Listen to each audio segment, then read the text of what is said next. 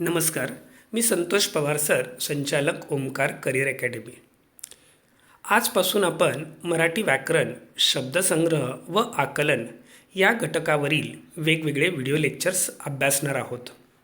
आजच्या व्हिडिओ लेक्चरमध्ये आपण भाषा, लिपी, मराठी भाषेचा उगम आणि विकास यासारख्या महत्त्वपूर्ण घटकांचा अभ्यास करणार आहोत. विद्यार्थी मित्रांनो, या व्हिडिओ लेक्चरच्या माध्यमातून मी अत्यंत महत्त्वपूर्ण अशी माहिती तुम्हाला देणार आहे. त्यामुळे सर्वांना कळकळीची विनंती आहे की हे व्हिडिओ लेक्चर अगदी पहिल्यापासून शेवटपर्यंत पहा. संपूर्ण व्हिडिओ लेक्चर पाहिल्यानंतर तुमच्या लक्षात येईल की तुम्हाला माहिती नसलेल्या अनेक गोष्टी या लेक्चरच्या माध्यमातून तुम्हाला समजलेल्या आहेत. स्पर्धा परीक्षेची तयारी करणाऱ्या प्रत्येक विद्यार्थ्याला हे व्हिडिओ लेक्चर अत्यंत महत्त्वाचे आहे.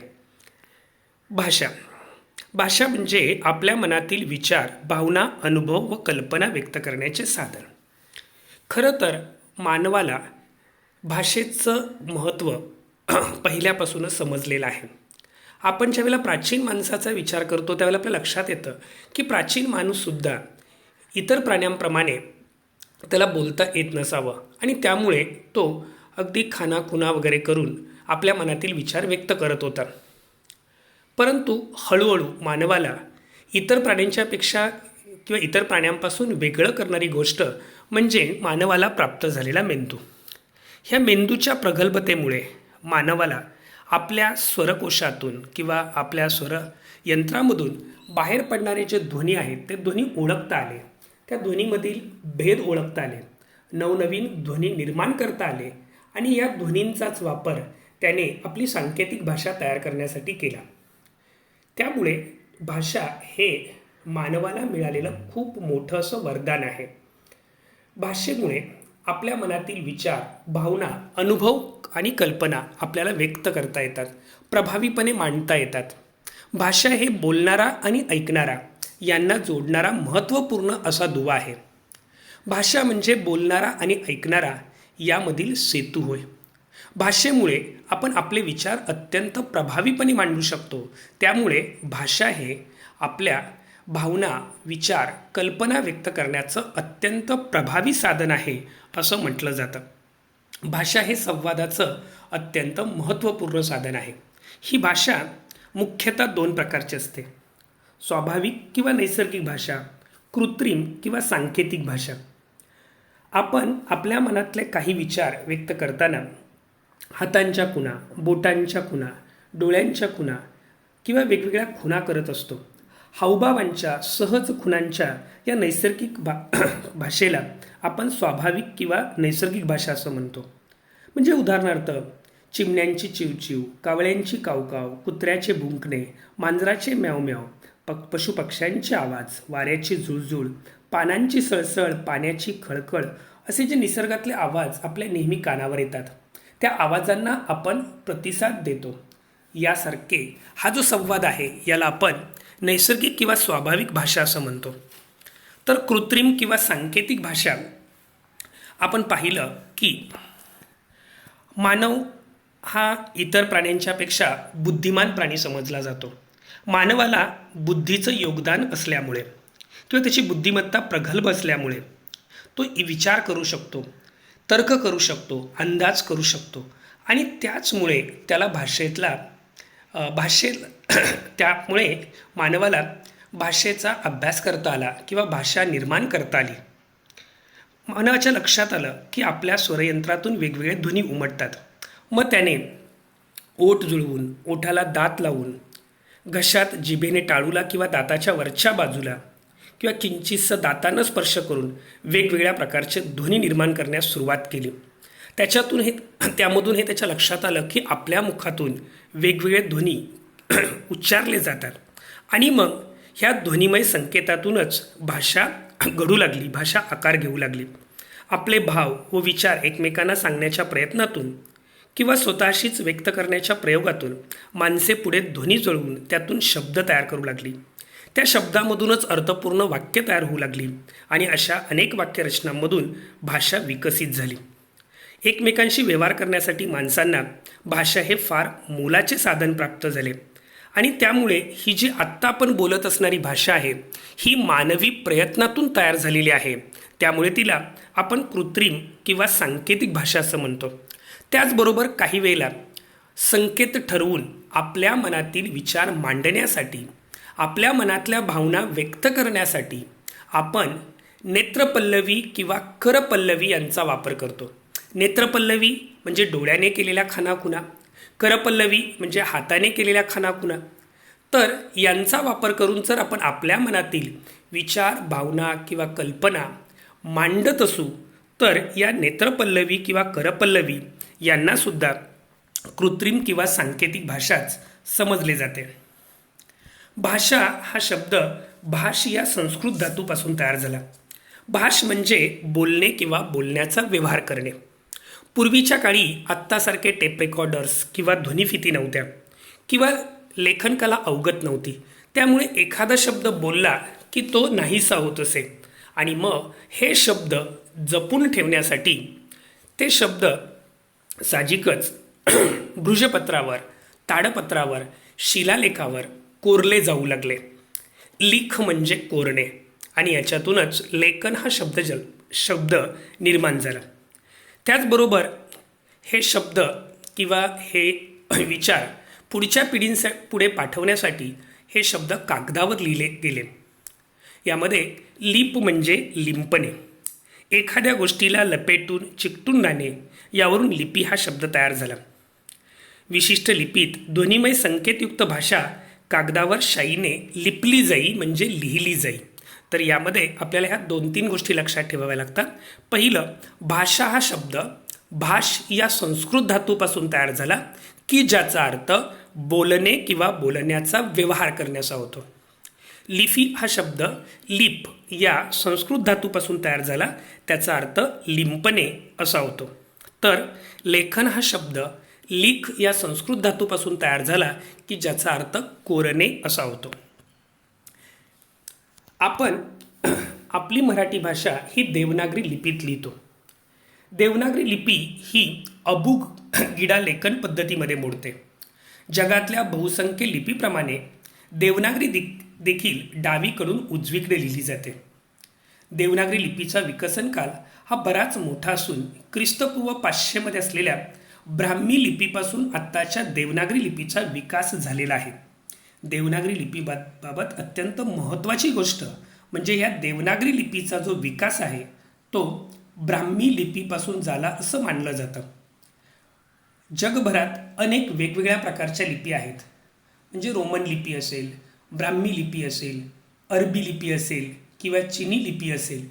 ह्या वेगवेगळ्या ज्या लिपी आहेत या लिपीपैकी देवनागरी ही अत्यंत महत्त्वाची लिपी आहे. देवनागरी लिपी ही अबुगिडा लेखन पद्धतीमध्ये मोडते. त्याचबरोबर हिचा इतिहास अतिशय जुना आहे. देवनागरी लिपीचा विकसन काल हा ख्रिस्तपूर्व 500 मध्ये असलेल्या ब्राह्मी लिपीपासून आत्ताच्या देवनागरी लिपीचा विकास झाला आहे असं आपण मानतो. देवनागरी लिपी ही बऱ्याच भारतीय भाषांची प्रमुख लेखन पद्धती आहे. म्हणजे यामध्ये तुमच्या लक्षात येईल की ज्या शक्यतो उत्तर भारतामध्ये बोलल्या जाणाऱ्या ज्या भाषा आहेत ह्या भाषा भारतामध्ये देवनागरी लिपीत लिहिल्या जातात. म्हणजे उदाहरणार्थ संस्कृत, गुजराती, बंगाली, पाली, मराठी, कोकणी, हिंदी, सिंधी, काश्मीरी, नेपाळी, बोडो, अंगिका, भोजपुरी, मैथिली, रोमानी यासारख्या भाषा देवनागरी लिपीत लिहिल्या जातात. देवनागरी लिपी एकंदरीत देशातल्या व देशाबाहेरच्या एकूण 194 भाषांसाठी वापरली जाते. ही अत्यंत महत्त्वपूर्ण अशी बाब आहे. देवनागरी लिपी यामध्ये आपण पाहिलं की देवनागरी लिपी लिहिताना कागदाच्या वरच्या बाजूला डावीकडून उजवीकडे लिहितात. एक ओळ संपली की तिच्या खाली पुन्हा डावीकडून उजवीकडे असं लिहितात. देवनागरी लिपीत प्रत्येक अक्षराला शिरोरेषा दिली जाते. यामध्ये फक्त देवनागरी लिपीत लिहिल्या जाणाऱ्या गुजराती भाषेत शिरोरेषा दिल्या जात नाहीत. देवनागरी लिपीला बाळबोध लिपी असंही म्हणतात. देवनागरी लिपी उभ्या, आडव्या, तिरप्या, गोलसर अशा रेषांनी बनली आहे. ज्या लिपीत प्रत्येक ध्वनी स्वतंत्र चिन्हाने म्हणजे वर्णाने दाखवला जातो व कोणत्याही वर्णाला एकापेक्षा जास्त ध्वनी नसतात त्या लिपीला आदर्श लिपी म्हणतात. ज्या लिपीत प्रत्येक ध्वनी हा स्वतंत्र चिन्हाने म्हणजेच वर्णाने दाखवला जातो व कोणत्याही वर्णाला एकापेक्षा जास्त ध्वनी नसतात त्या लिपीला आदर्श लिपी म्हणतात. मराठी ही त्या अर्थाने आदर्श लिपी मानली जाऊ शकते, कारण मराठी जी लिपी आहे, मराठी भाषा आपण ज्या देवनागरी लिपीमध्ये लिहितो ही देवनागरी लिपी पुष्कळशी पूर्ण आहे.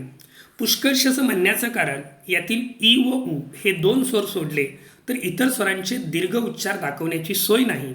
शिवाय च, ज, झ हे जे वर्ण आहेत हे 2 तराणी उच्चारले जातात. 2 तराणी याचा अर्थ तालव्य उच्चार आणि दंत तालव्य उच्चार, म्हणजे च, ज, झ असे अयुक्त उच्चार सुद्धा होतात. च, ज, झ असे य युक्त उच्चार सुद्धा होतात. तर हे 2 अपवाद वगळले तर मराठी लिपी ही आदर्श लिपी मानली जाऊ शकते. त्यानंतर मोडी लिपी. मोडी लिपी पूर्वी मराठी लेखन मोडी लिपीतून होई. ऐतिहासिक पत्रव्यवहार व बकरी बहुतेक मोडी लिपीतच असत. मोडी लिहिताना कागदाच्या डावीकडून उजवीकडे एक सरळ रेघ मारून तिला धरून खाली मोडी लिपीत लेखन करीत असत. देवनागरी लिपीतील अक्षरे मुडपून लिहिण्याच्या पद्धतीला मोडी लिपी म्हणतात. मोडीत बरोबर लिहिता येते म्हणून ही लिपी वापरात आली असावी. बरेच जुने दस्तऐवज या लिपीत आहेत, म्हणून गेली 60-70 वर्ष वापरातून बाद झालेली ही लिपी लोक पुन्हा शिकू लागले आहेत. अगदी इसवी सनाच्या 8व्या-9व्या शतकापासून ते 1950 सालापर्यंत ही मोडी लिपी प्रचलित होती. इंग्रजांच्या आगमनामुळे मोडी लिपीचा वापर हळूहळू कमी होत गेला. म्हणजेच मराठी व्याकरणाचं पहिलं पुस्तक लिहिणारा इंग्रजी व्याकरणकार विल्यम कॅरी याने मराठी व्याकरणाचं जे पुस्तक लिहिलं त्यावेळेला सुरुवातीला आत्ताच्या देवनागरी लिपीचा वापर केला आणि मग त्यानंतर हळूहळू मराठी मोडी लिपीत लिहिण्याची पद्धत कमी होत गेली. तरीसुद्धा 1950 सालापर्यंत मोडी लिपी भारतात प्रचलित होती. अलीकडे मात्र आपल्या असं लक्षात येऊ लागलं आहे की मोडी लिपीमध्ये अनेक प्राचीन दस्तऐवज आहेत, अनेक कागदपत्रे, अनेक हस्तलिखिते असे अनेक ऐतिहासिक पुरावे मोडी लिपीत असल्यामुळे आत्ता पुन्हा मोडी लिपी शिकण्याची लोकांना गरज भासू लागली आहे. आणि त्याच्यामुळे अनेक भाषा तज्ज्ञ, इतिहासामध्ये रुची असणारे, प्राच्यविद्येमध्ये रुची असणारे लोक मोडी लिपीचा अभ्यास करू लागले आहेत. मराठी ही इंडो युरोपीय भाषा कुलातील एक भाषा आहे. भारतातील प्रमुख 22 भाषांपैकी मराठी ही एक भाषा आहे. मराठी महाराष्ट्र राज्याची अधिकृत तर गोवा राज्याची सह अधिकृत भाषा आहे. यामध्ये महत्त्वाचं, मराठी महाराष्ट्र राज्याची अधिकृत भाषा याचा अर्थ महाराष्ट्रातील सर्व शासन प्रशासन व्यवहार हा मराठी भाषेतच चालतो. तर गोव्यामध्ये जर समजा तुम्ही एखादे पत्र शासनाला किंवा प्रशासनाला मराठी भाषेत लिहिले तर शासन स्तरावर प्रशासन स्तरावर या पत्राचे उत्तर मराठी भाषेतच द्यावे लागते. त्यामुळे गोवा या राज्यामध्ये मराठी ही सह अधिकृत भाषा आहे असं म्हटलं जातं. तसेच दादरा व नगर हवेली या केंद्रशासित प्रदेशात सुद्धा मराठी एक अधिकृत राजभाषा आहे. मराठी मातृभाषा असणाऱ्या लोकांच्या संख्येनुसार मराठी ही जगातील 10वी व भारतातील 3री भाषा आहे. मराठी भाषा बोलणाऱ्यांची एकूण लोकसंख्या 11 कोटी इतकी आहे. अर्थात ही जी आकडेवारी आहे ती मराठी भाषा अभिजात समितीचा अहवाल तो रंगनाथ पाठारे यांच्या अध्यक्षतेखाली लिहिला गेला त्या 2012 ते 13 दरम्यानची ही आकडेवारी आहे. आज मितीला या आकडेवारीमध्ये बरीच वाढ झालेली आहे. महाराष्ट्रातील सर्व विद्यापीठात मराठीच्या उच्च शिक्षणाची सोय आहे. तसेच महाराष्ट्राबाहेरील गोवा विद्यापीठ, पणजी, महाराजा सयाजी विद्यापीठ, बडोदे, उस्मानिया विद्यापीठ, तेलंगणा, गुलबर्गा विद्यापीठ, देवी अहिल्या विद्यापीठ, इंदूर, जवाहरलाल नेहरू विश्वविद्यालय, नवी दिल्ली या ठिकाणी मराठी उच्च शिक्षण विभाग आहेत. म्हणजेच महाराष्ट्राबाहेरील एकूण 15 विद्यापीठामध्ये मराठी शिकविली जाते.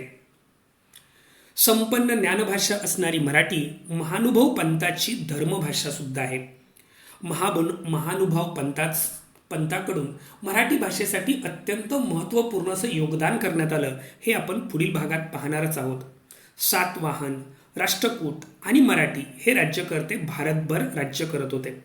सातवाहन राजांनी मराठी भाषेला राजाश्रय दिला आणि त्याचबरोबर राष्ट्रकूट किंवा इतर त्यानंतर आलेली जी राजकीय घराणी आहेत त्यांनी मराठी वृद्धिंगत करण्यास प्रयत्न केला.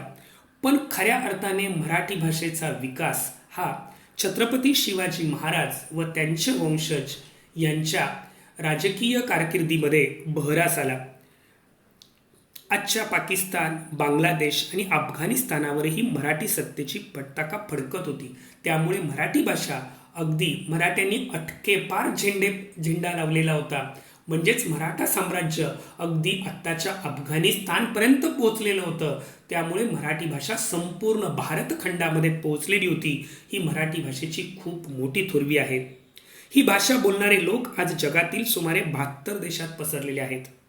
ते भारतातील 35 राज्य आणि केंद्रशासित प्रदेशात अत्यंत महत्त्वाच्या पदावर काम करत आहेत.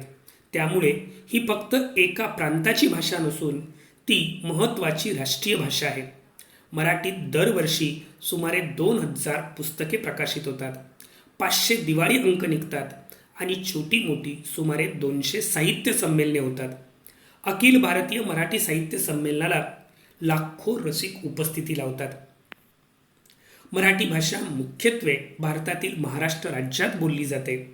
त्याचबरोबर गोवा, उत्तर कर्नाटकातील बेळगाव, हुबळी, धारवाड, गुलबर्गा, बिदर, कारवार, गुजरातमधील दक्षिण गुजरात, सुरत, बडोदा, अहमदाबाद, आंध्र प्रदेशमधील हैदराबाद, मध्य प्रदेशमधील इंदूर, ग्वाल्हेर, तामिळनाडूमधील तंजावर व छत्तीसगड राज्यात आणि दमण, दीव, दादरा नगर हवेली या केंद्रशासित प्रदेशात सुद्धा मराठी भाषा बोलली जाते. देशातील 36 राज्य आणि जगातील 72 देशामध्ये मराठी भाषिकांची वस्ती आहे. इतरही अनेक देशामध्ये मराठी भाषा बोलण्याचे प्रमाण वाढत आहे.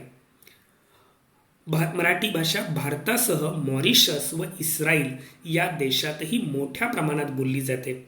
त्याचबरोबर जगभरात विखुरलेल्या मराठी भाषकामुळे मराठी अमेरिकेची संयुक्त संस्थाने, संयुक्त अरब अमिरात, दक्षिण Africa, Pakistan, Singapore, Germany, United kingdom, Australia व न्यूझीलंड या देशांमध्ये देखील बोलली जाते. मराठी भाषा दिवस. विष्णू वामन शिरवाडकर हे मराठी भाषेतील ज्ञानपीठ पुरस्कार विजेते अग्रगण्य कवी, लेखक, नाटककार, कथाकार व समीक्षक होते. त्यांनी कुसुमाग्रज या टोपण नावाने कविता लेखन केले. त्यांचा जन्मदिवस 27 फेब्रुवारी हा मराठी भाषा दिवस म्हणून साजरा केला जातो. 27 फेब्रुवारी हा विष्णू वामन शिरवाडकर म्हणजेच कुसुमाग्रज यांचा जन्मदिवस आपण मराठी भाषा दिन म्हणून साजरा करतो. मराठी भाषेला अखिल भारतीय मराठी साहित्य संमेलनाची अत्यंत उज्ज्वल अशी परंपरा लाभलेली आहे. मराठी भाषेचे पहिले साहित्य संमेलन 11 मे 1878 रोजी सायंकाळी पुण्याच्या हिराबागेत पार पडले. या पुण्याच्या हिराबागेमध्ये त्या काळातील सर्व ग्रंथकार एकत्र आले आणि हे पहिले साहित्य संमेलन पार पडले. या पहिल्या अखिल भारतीय मराठी साहित्य संमेलनाचं अध्यक्षपद न्यायमूर्ती रानडे यांनी भूषविले होते. या मराठी साहित्य संमेलनाला 93 अतिशय उज्ज्वल अशी परंपरा लाभलेली आहे. यावर्षी 93वे साहित्य संमेलन 11, 12, 13 जानेवारी 2020 या काळात उस्मानाबाद येथे पार पडलं. फादर फ्रान्सिस दिब्रेटो हे या संमेलनाचे अध्यक्ष होते. अखिल भारतीय मराठी साहित्य संमेलनाला पूर्ण भारतवर्षातले लाखो रसिक उपस्थित असतात. त्याचबरोबर अखिल भारतीय मराठी साहित्य संमेलनासारखीच 200च्या आसपास साहित्य संमेलने वर्षभरात महाराष्ट्रामध्ये पार पडत असतात. त्यामुळे मराठी भाषा ही विपुल साहित्य निर्मिती करणारी भाषा आहे हे आपल्या लक्षात येतं. मराठी भाषेचा उगम. मराठी भाषा जवळजवळ 2500 वर्ष प्राचीन आहे. भाषा अभ्यासक असे म्हणतात की आजच्या मराठीची जरी सुरुवात 8व्या शतकात झाली असे मानले तरी त्या पूर्वीच्या अपभ्रंश आणि महाराष्ट्री प्राकृत या भाषा मराठीचीच आधीची रूपे होत. त्यामुळे ह्या आधीच्या काळाच्या दृष्टीने मराठी भाषेचा आढावा घेणे हे मराठी भाषेच्या इतिहासासाठी आवश्यक ठरते. आपल्याला माहिती आहे मराठी भाषेतील पहिला शिलालेख कर्नाटकातील श्रवणबेळगोळीतील श्री गोमटेश्वराच्या पुतळ्याखाली आढळतो.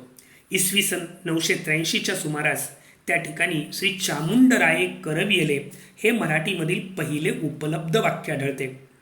त्याच ठिकाणी कोरलेले गंगाराजे सुत्ताले करवियले हे वाक्य इसवी सन 1100च्या सुमारास कोरले गेले असावे असे सांगितले जाते. त्याचबरोबर पुढे इसवी सनाच्या 13व्या शतकात मुकुंदराजांनी विवेक सिंधू आणि ज्ञानेश्वरांनी गीताभाष्य सांगणारी भावार्थ दीपिका उर्फ ज्ञानेश्वरी तसेच अमृतानुभव हे काव्यग्रंथ लिहिलेले आहेत. अर्थात मुकुंदराजांचा विवेक सिंधू असेल किंवा ज्ञानेश्वरांची भावार्थ दीपिका म्हणजेच ज्ञानेश्वरी किंवा अमृतानुभव ही अत्यंत उच्च दर्जाची अशी ग्रंथरचना होती. कोणत्याही भाषेच्या पहिल्या टप्प्यात यासारखी उच्च दर्जाची ग्रंथरचना होऊ शकत नाही. याचा अर्थ मराठी भाषा त्याच्या अगोदर बऱ्याच काळापासून प्रचलित होती हे आपल्या लक्षात घ्यावं लागतं. आणि म्हणून भाषातज्ञ असं म्हणतात की आधीच्या भाषांचा काळाच्या दृष्टीने आढावा घेणे हे देखील मराठी भाषेच्या इतिहासासाठी अत्यंत आवश्यक आहे.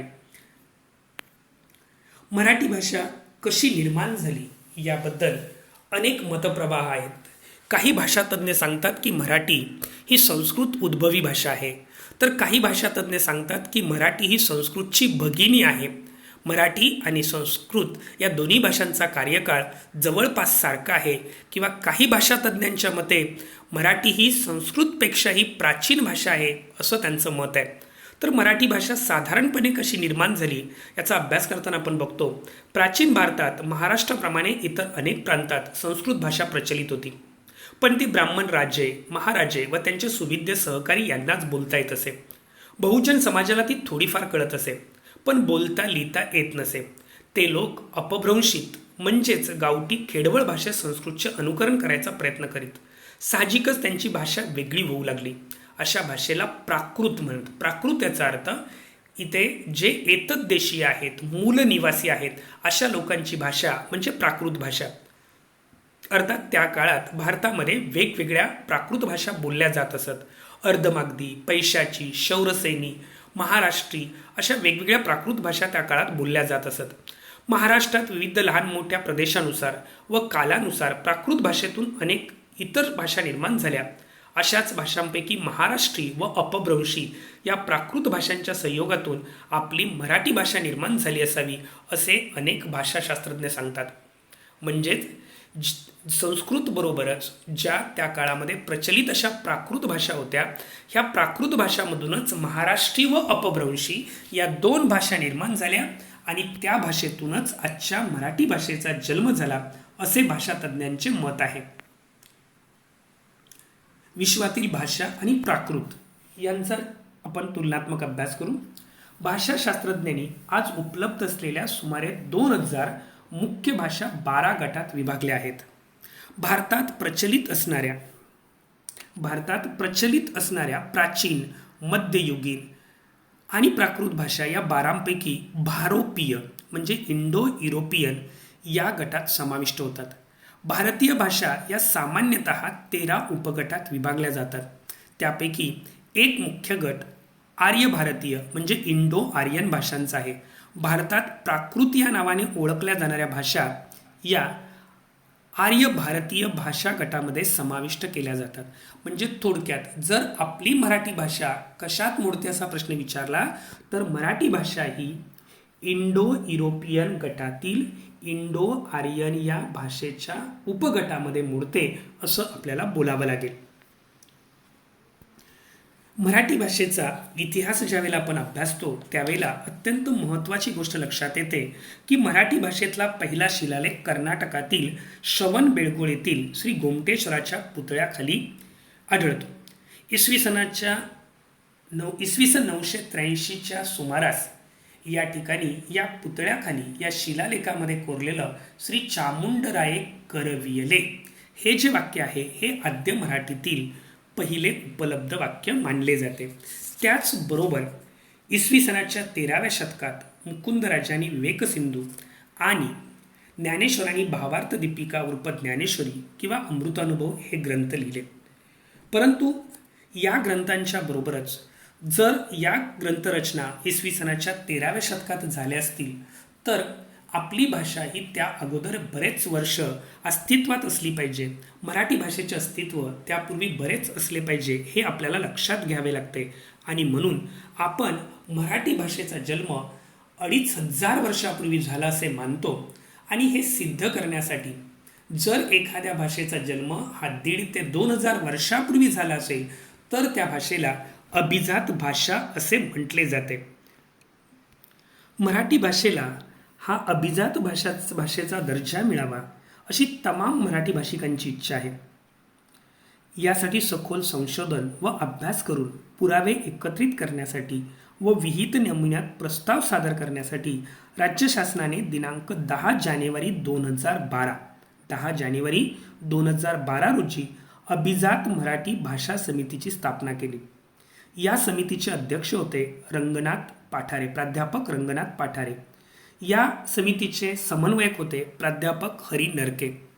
त्याचबरोबर इतर सदस्य होते doctor Nagnath Kottapalle, doctor Shrikant Bahulkar, doctor Madhukar Wakode, Shriyut Satish Kalsekar, doctor Kalyan Kale, प्राध्यापक आनंद उबाळे, डॉक्टर मैत्री देशपांडे, श्रीयुत परशुराम पाटील.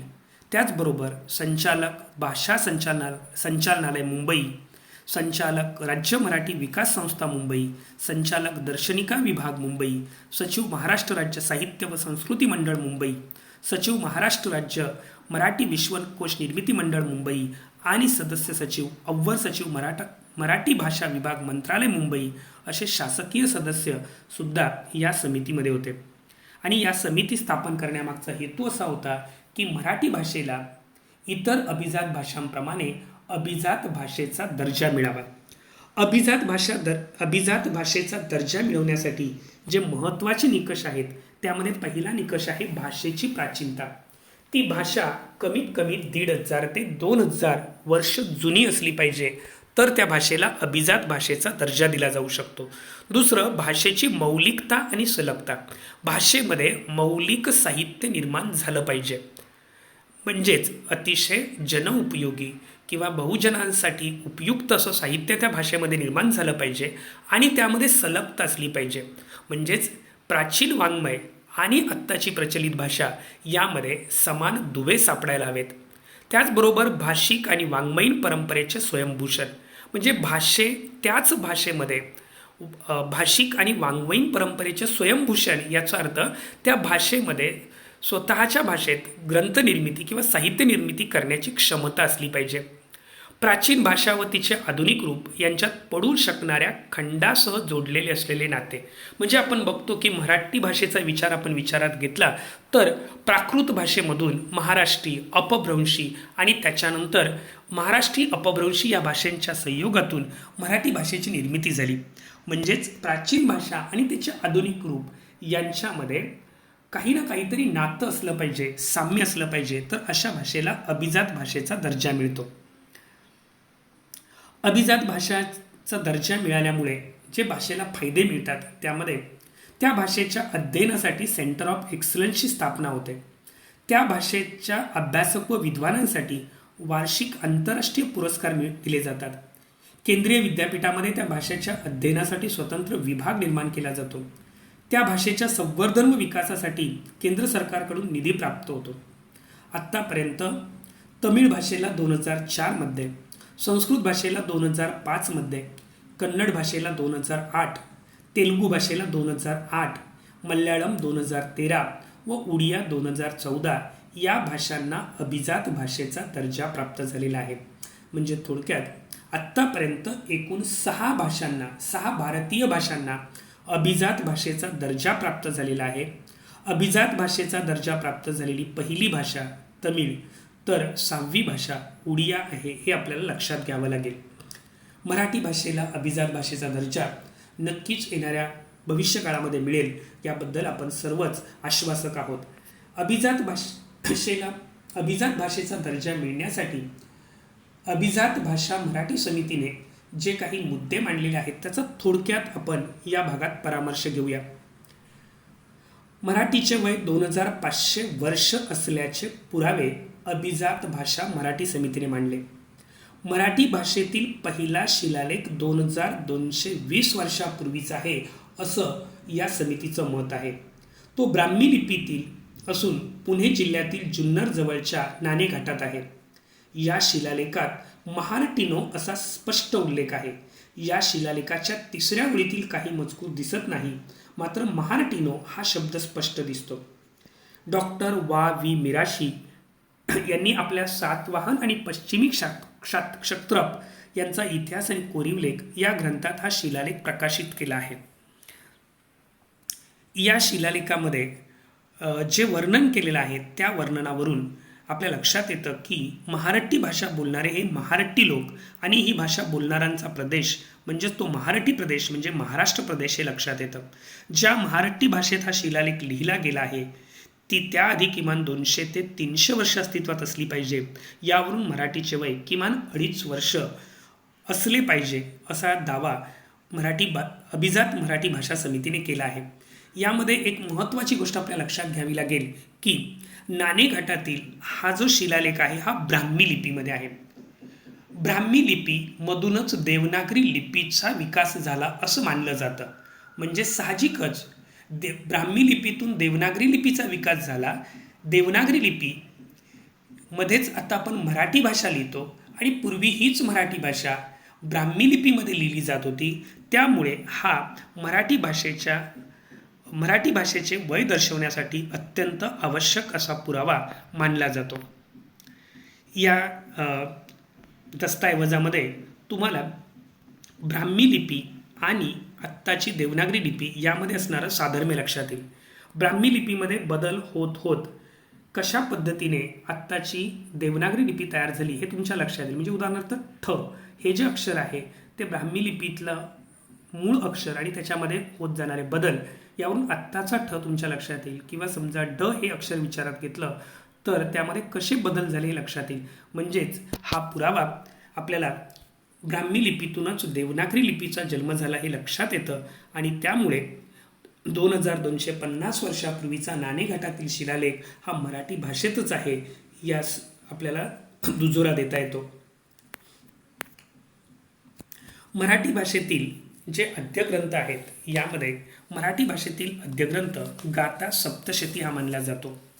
गाथा सप्तशती हा इसवी सनाच्या 1ल्या शतकात सातवाहन राजा हाल याने लिहिला.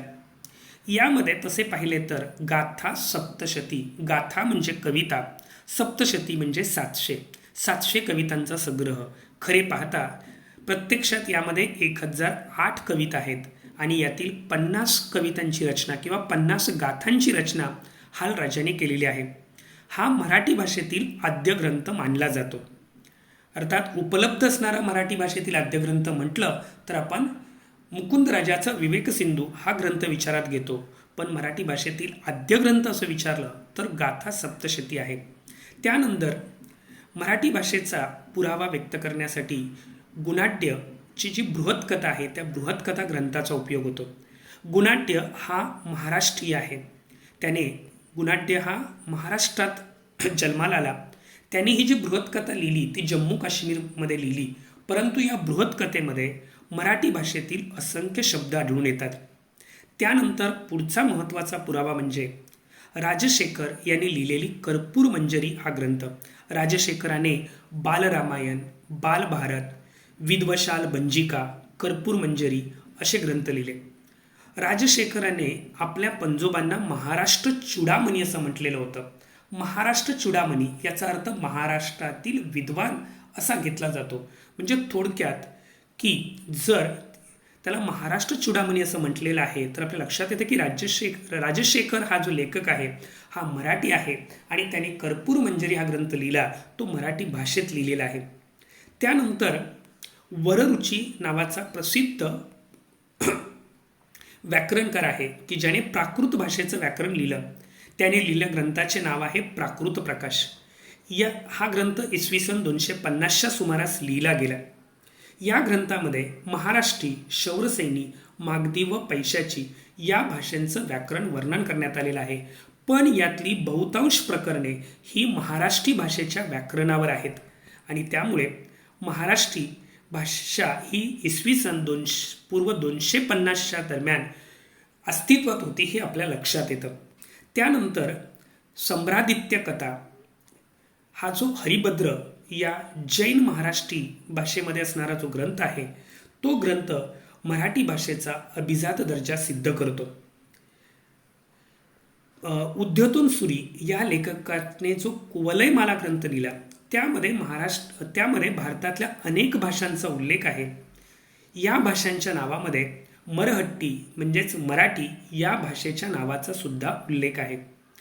त्यानंतर आपण पाहिलं की मुकुंदराजांनी इसवी सनाच्या 13व्या शतकामध्ये विवेक सिंधू हा ग्रंथ लिहिला, किंवा ज्ञानेश्वरांची ज्ञानेश्वरी, भावार्थ दीपिका किंवा अमृतानुभव हे ग्रंथसुद्धा मराठी भाषेचा इतिहास वर्णन करतात. मराठी भाषेमध्ये महाराष्ट्री आपण या अगोदर पाहिलं की भाषा तज्ज्ञांच्या मते महाराष्ट्री आणि अपभ्रंशी म्हणजे महाराष्ट्रीय अपभ्रंशी किंवा जैन अपभ्रंशी या भाषेतून मराठी भाषेचा जन्म झाला असावा. महाराष्ट्री भाषेतील सुद्धा विपुल साहित्य उपलब्ध आहे. त्यामध्ये इसवी सनाच्या 5व्या शतकामध्ये लिहिलेलं प्रवर्सनाचं सेतुबंध, इसवी सन 750 मध्ये लिहिलेलं वाघपतिराजचं गौडवध हे पुस्तक, कौतूहलाचं लीलावती हे पुस्तक की जे इसवी सनाच्या 8व्या शतकात लिहिलं गेलं. त्यानंतर इसवी सनाच्या 13व्या शतकामध्ये कृष्णलीला शुक की जे केरळ निवासी होते यांचं चिन्ह काव्य हे पुस्तक, त्याचबरोबर मलबार निवासी असणारे रामपनिवाद यांचं कंसवत किंवा उशनिरुद्ध हे पुस्तक हे महाराष्ट्री भाषेतील उपलब्ध साहित्य आहे आणि ही महाराष्ट्री भाषा मराठी भाषेस जोडणारा एक अत्यंत महत्त्वपूर्ण असा दुवा आहे. मराठी भाषेला महानुभव पंतांचं खूप मोठं योगदान आहे. मराठी भाषेच्या समृद्धतेमध्ये महानुभव पंताचं योगदान आपल्याला विसरता येणार नाही. श्री चक्रधर व गोविंद प्रभू या ईश्वरावतारांच्या लीळा त्यांच्या भक्तांकडून मिळवून माहीम भट्टांनी चक्रधरांच्या जीवनावरील लीळाचरित्र आणि गोविंद प्रभूंच्या म्हणजेच लीळाचरित्र हे माहीम भट्टांनी चक्रधरांच्या जीवनावर लिहिले, तर गोविंद प्रभूंच्या जीवनावरील रुधिपूर चरित्र हे चरित्र ग्रंथ तयार केले. त्याचबरोबर दृष्टांत पाठ, सूत्रपाठ, मूर्तिप्रकाश, स्मृतिसळ आदी ग्रंथरचना सुद्धा महानुभव पंताच्या आहेत. महानुभव पंथ जो आहे तो महाराष्ट्रामध्ये विस्तृत झालेला, महाराष्ट्रामध्ये वाढलेला असा अतिशय सर्व जाती धर्मांना एकत्र ठेवणारा असा पंथ आहे. महानुभव पंथांचे श्री चक्रधर स्वामी किंवा त्यांचे गुरु गोविंद प्रभू ही अर्थात दैवी अवतार समजले जात असत आणि या महानुभव पंथामुळे मराठी भाषेला अतिशय समृद्धी प्राप्त झाली. महानुभव पंथांचे जे साथी ग्रंथ आहेत त्यामध्ये नरेंद्राचे रुक्मिणी स्वयंवर, भास्कर भटाचे शिशुपालवध, त्याचबरोबर उद्धव गीता, दामोदर पंडितांचे वच्चाहरण, पंडित विश्वनाथांचे ज्ञानप्रबोध, खळोबासाचे सह्याद्री वर्णन, नारायण पंडितांचे रुद्धिपूर वर्णन हे साती ग्रंथसुद्धा मराठी भाषेसाठी अतिशय महत्त्वपूर्ण ठरले आहेत. मराठी भाषेचा उल्लेख अगदी रामायण महाभारतामध्ये सुद्धा आहे. रामायण महाभारतामध्ये सुद्धा मराठी भाषेचे अनेक पुरावे आपल्याला सापडतात किंवा अनेक मराठी शब्द रामायण महाभारतात आहेत. त्याचबरोबर वेदकालीन वाङ्मयामध्ये सुद्धा मराठी भाषेचा उल्लेख आढळतो किंवा मराठी शब्दांचा उल्लेख आढळतो. आपण याच्या अगोदरही पाहिलं की मराठी भाषेला खऱ्या अर्थाने वृद्धिंगत करण्याचं काम, समृद्ध करण्याचं काम छत्रपती शिवाजी महाराज व त्यांच्या पुढील वारसांनी केलं. छत्रपती शिवाजी महाराजांनी ज्यावेळेला स्वराज्याच्या स्थापनेची शपथ घेतली त्यावेळेला मराठ्यांचं साम्राज्य हे पुणे, सुपे, चाकण, इंदापूर एवढ्या मर्यादित भागात व्यापलेलं होतं. परंतु पुढे आपण बघतो की मराठ्यांनी संपूर्ण महाराष्ट्रच नव्हे तर अगदी आत्ताचा अफगाणिस्तान, पाकिस्तान, बांगलादेश इथपर्यंत मराठी साम्राज्य पसरलेलं होतं. एवढंच काय तर एकेकाळी दिल्लीचं तख्तसुद्धा मराठीच सांभाळत होते. म्हणजे पेशव्यांच्या काळामध्ये दिल्लीचं तख्त हे मराठ्यांच्याच हातामध्ये होतं किंवा दिल्लीच्या बादशहाला मार्गदर्शन करण्याचं काम हे मराठी भाषिक करत होते. त्यामुळे छत्रपती शिवाजी महाराज आणि त्यांच्यानंतर शिवाजी महाराजांचे जे वारस आहेत यांच्यामुळे मराठी भाषा अतिशय समृद्ध झाली. मराठी भाषेच्या अभ्यासाबद्दल काही महत्त्वपूर्ण असे शिलालेख आहेत. अर्थात आत्ता आपण असं मानतो की गोमटेश्वराच्या पुतळ्याखाली असणारा कर्नाटकातील श्रवणबेळगोळ या ठिकाणी जो श्री गोमटेश्वराचा भव्य पुतळा आहे, त्या पुतळ्याखाली आढळलेलं जो शिलालेख आहे तो मराठीमधील पहिला शिलालेख मानला जातो. परंतु बऱ्याच व्याकरणकारांच्या मते त्याच्या अगोदरचे शिलालेख महाराष्ट्रामध्ये उपलब्ध आहेत. त्यामध्ये त्या शिलालेखांची यादी डॉक्टर तुळपुळे यांनी त्यांच्या प्राचीन मराठी कोरीव लेखामध्ये केलेली आहे. याची पूर्ण यादी मी तुम्हाला या ठिकाणी दिलेली आहे. या यादीचा तुम्ही स्क्रीनशॉट काढून तुमच्याजवळ ठेवू शकता. यामध्ये महत्त्वाचं म्हणजे जो अक्षीचा शिलालेख आहे, आत्ताच्या रायगड जिल्ह्यातील अलिबागपासून साधारण 5 किलोमीटर अंतरावर अक्षी हे ठिकाण आहे.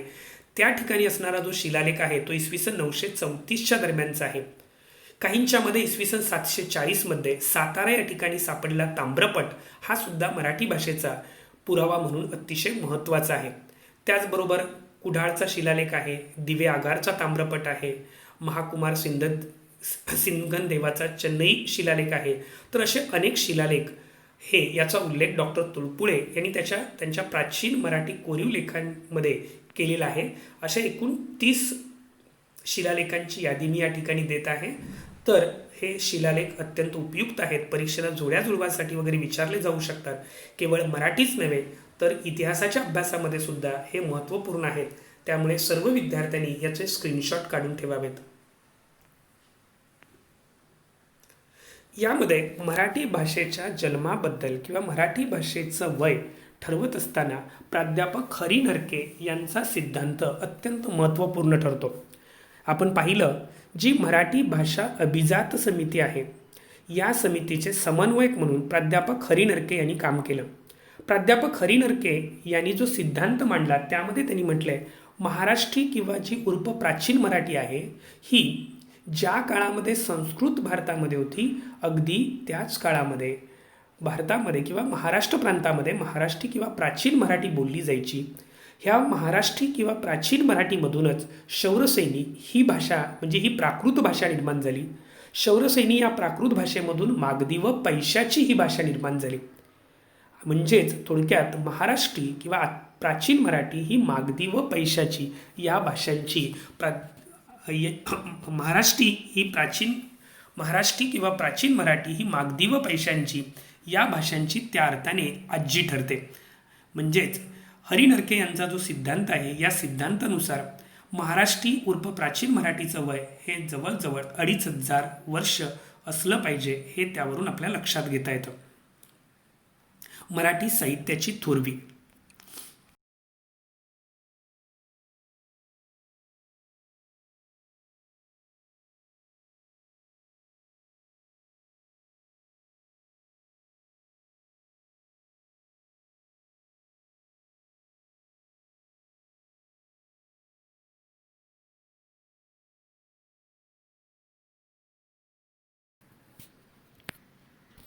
मराठी भाषेची थोरवी वर्णन करताना श्री संत ज्ञानेश्वर म्हणतात, माझा मराठीची बोलू कौतुके, परी अमृतातही पैजेसी जिंके, ऐसी अक्षरेंची रसेकी मिळवीन. विंदा करंदीकर, कुसुमाग्रज, वि. स. खांडेकर आणि भालचंद्र नेमाडे अशा 4 मराठी साहित्यिकांना आजवर ज्ञानपीठ पुरस्कार मिळाले आहेत. मूर्तिदेवी पुरस्कार शिवाजी सावंत यांना मृत्युंजय या कादंबरीसाठी मिळालेला आहे. महेश एलकुंचवार आणि विजय तेंडुलकर या लेखकांना सरस्वती सन्मान मिळाला आहे. विंदा करंदीकर आणि नारायण सुर्वे यांना कालिदास सन्मान मिळाला आहे. महाराष्ट्रातील दादासाहेब फाळके यांच्या नावाने अखिल भारतीय कला सन्मान दिला जातो. भारतीय संगीत नाटक अकादमीचे पुरस्कार आजवर बालगंधर्वांना मिळाले आहेत. सर्वोत्तम चित्रपटाचे पहिले राष्ट्रपती सुवर्णकमळ आचार्य अत्रे यांच्या श्यामची आई या चित्रपटास मिळाले होते. डॉक्टर बाबासाहेब आंबेडकर, धोंडो केशव कर्वे, पावा काने, भीमसेन जोशी, JRD टाटा, सचिन तेंडुलकर, विनोबा भावे आणि लता मंगेशकर हे आजवरचे भारतरत्न पुरस्कार मिळवणारे महाराष्ट्रीय आहेत. अगदी अलीकडे भालचंद्र नेमाडे यांच्या हिंदू एक जगण्याची समृद्ध अडगळ या कादंबरीला देखील ज्ञानपीठ पुरस्कार मिळालेला आहे. तसं पाहिलं तर मराठी साहित्याची थोरवी स्वयंसिद्ध आहे. चक्रधर, मुकुंदराज, ज्ञानेश्वर, नामदेव, सावता, चोखोबा, चोंभा, एकनाथ, तुकाराम यासारख्या संत परंपरेने मराठी भाषा समृद्ध केलेली आहे.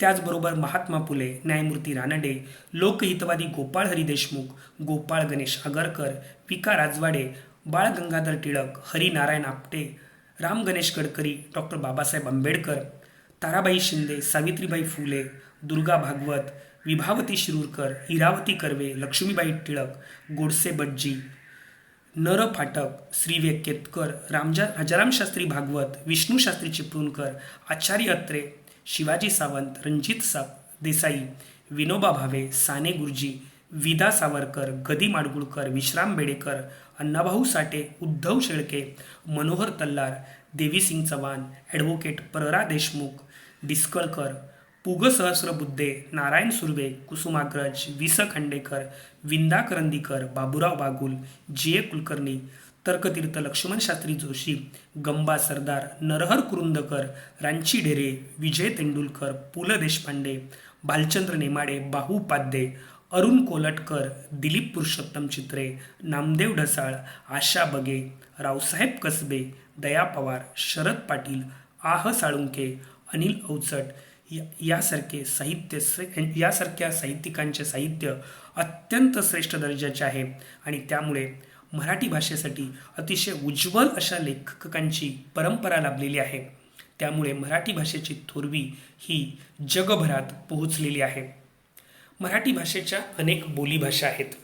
असं म्हटलं जातं की अगदी 12 मैलावर भाषेचा बाज किंवा भाषेचा रंग बदलतो, ढंग बदलतो आणि त्यामुळे मराठी भाषेमध्ये एकूण 52 बोलीभाषा आहेत.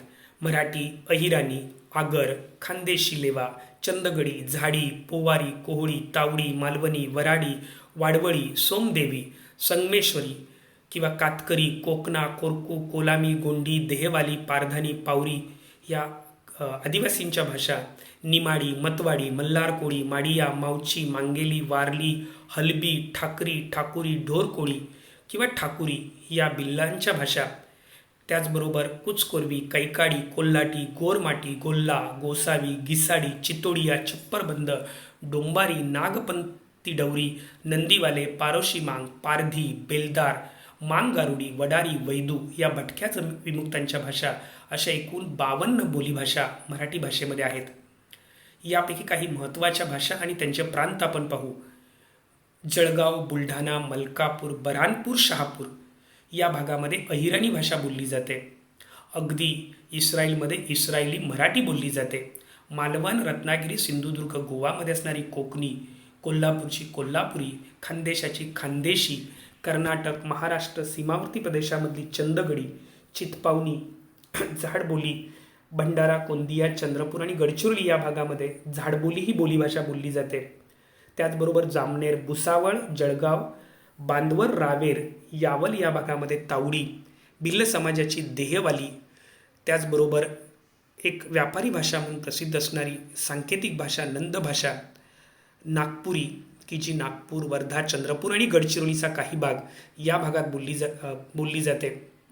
बेळगावी ही बेळगावची बोलीभाषा आहे की जी कन्नड, चंदगडी, कोल्हापुरी, कोकणी यांच्या मिश्रणातून तयार झालेली आहे. त्याचबरोबर मराठवाडी महाराष्ट्र, कर्नाटक या सीमावर्ती भागातील उस्मानाबाद आणि लातूर जिल्ह्यात बोलली जाते.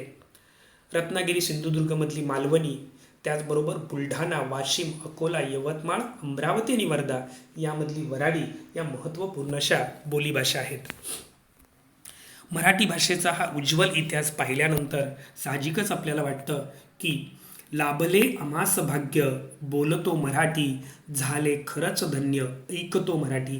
मराठी भाषेचा हा उज्ज्वल इतिहास ऐकल्यानंतर आपली छाती अभिमानाने भरून येते. जय हिंद, जय महाराष्ट्र.